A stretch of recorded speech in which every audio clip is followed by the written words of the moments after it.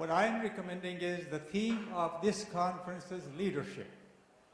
And the program of educational over there at NED, where we have the richest crop source for developing leadership, is there a course I'm recommending, if it's not there, on the pattern of something which I had experienced at MIT.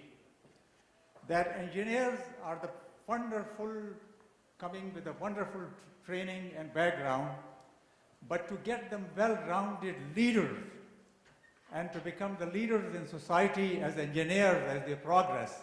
So I'm recommending a course, if it's not there, in which the leadership skills to engineers, and the course which at MIT, which I participated is that decision theories and planning and the very broad perspective training to engineers to make them better leaders. Well, your point is well taken. I apologize to interrupt you. We have a lot more people to, Okay, what I'm saying is that I'm going to make a commitment of $3,000 for if this program is established. And I, with this small, my very, very meager commitment, I'm inviting the people here to make also contribution to this program. Subhanallah, mashallah. Very, very nice. Glad to hear that, sir.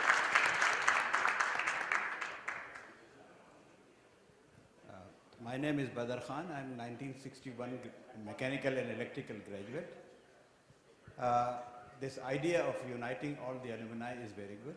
You have made a presentation for the use of endowment fund. But I see that if Athar Sahab has an idea, a dream to improve Pakistan, the engineers should play their role in engineering fields.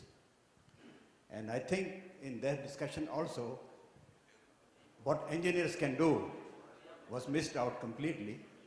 But I think engineers can do a lot of things like creating think tanks, which can get support from the endowment fund of NEDians in here. And we have to make governments that they follow a right course for projects like Tharcoal, Reko Diq, copper, the power shortages. So we should be able to create a leadership of engineers who can influence the government. So I think we have missed that part, and also I see the charitable work has not been mentioned except for the NED. But I think if you want to have a dream come true for Pakistan, you should also have the charitable activities outside the NED. Well, that will definitely continue. I really appreciate your input, and I humbly request to all of you to please focus on endowment fund itself. There's nothing wrong with expressing ideas. We will have a breakout session right after this, after lunch.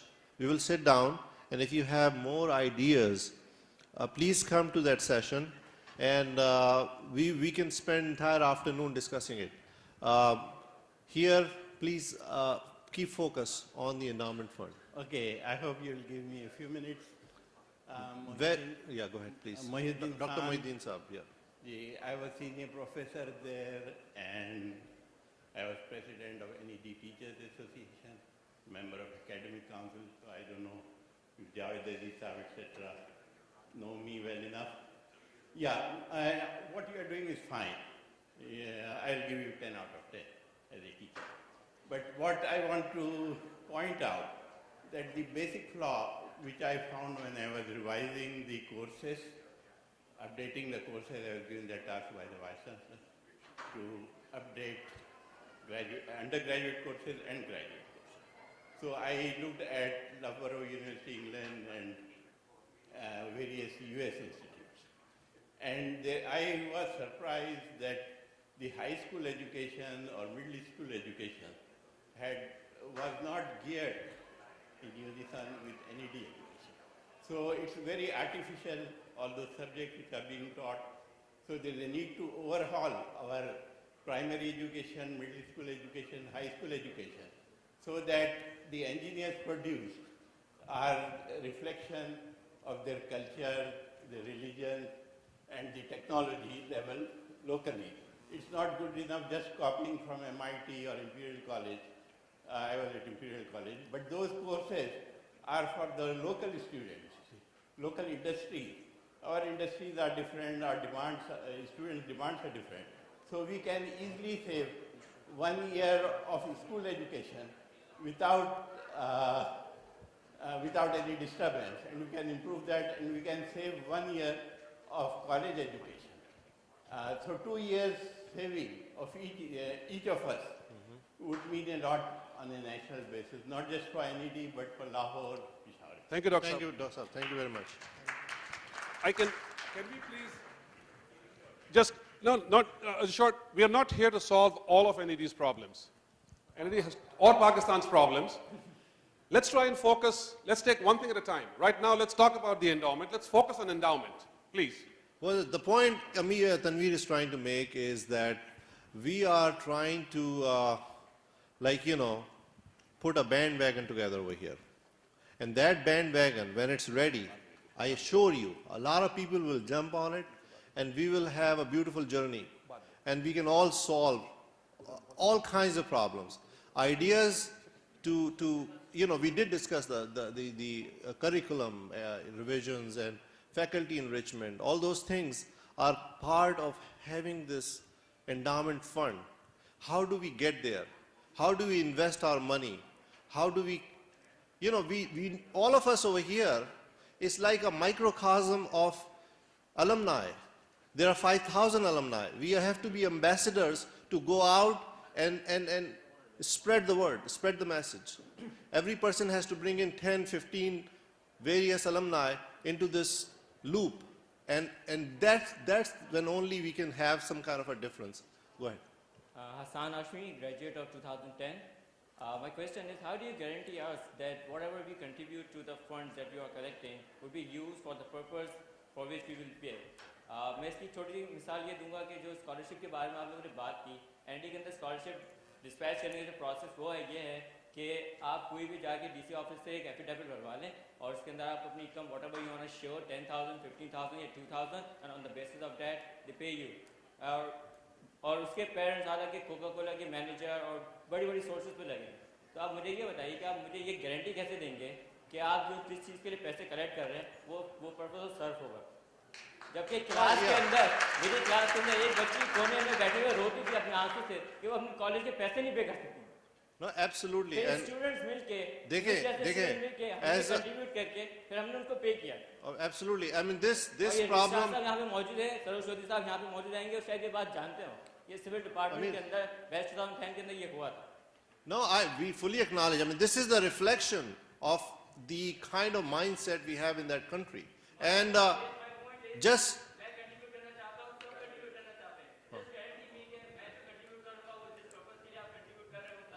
Absolutely. I mean, this is why you have to be involved. This is why you have to be involved. And if, yeah, go ahead. He right. can answer. Just 1 minute. There's a response over here for the question. Just 1 second. Because it's a discussion. It's an interaction. Thank you very much for that question. I think that was a great question. And just want to take 1 minute to answer that question because that thought is in everybody's mind. Over the years that we have talked about this endowment fund, many people have expressed a lot of interest in being part of it. We all think it's a great idea, but we are looking for assurances and guarantees that the money will be spent for the purposes it is intended, which is the betterment of NED and NEDs. So this is really to the crux of this problem, and I just want to take 1 minute to assure you how it's going to happen. An endowment fund, by the very nature, as Rashid explained, is not controlled by the university. That is not an aspersion on NED University or people who are associated with it. It is just an explanation of what an endowment fund is. It is going to be controlled by you who gave the money if you choose to invest not just your money but your time and efforts into it. So it will be our money controlled by us if we choose to participate in it. It will be, I assure you, handled by professionals who are good at managing money. We have identified an ad hoc committee who we think are capable of managing these funds, but our hope and expectation is that this fund will grow to the point where it should be in totally independent hands of professional money managers to handle it. I'm not sure if I'm addressing all your concerns, but everything that I have seen of the people involved in this endeavor tells me that these are credible, honest, well-intentioned and capable people, and this money is not going to be part of a governmental fund. This is a private effort. So let us keep that in mind, guys. Thank you.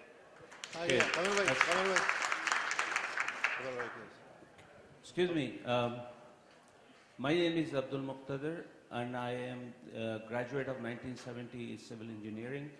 I have an idea that, of course, the money keeps on going, and every time people have to pay, keep on paying.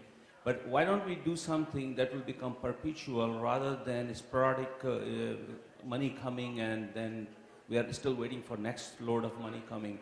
So if ideas like technology park, if we try to kill two birds with one stone, if we do that, it will become a perpetual source of income if you make something, and that will become a perpetual source of income for the university, as well as will provide jobs over there.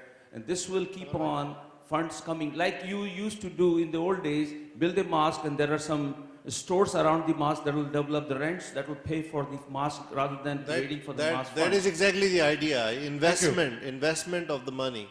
And that's what we were talking about. We are not just handing the money over. Qamar Bhai would like to add. I just wanted to go back to and add to the response that Amir you had provided.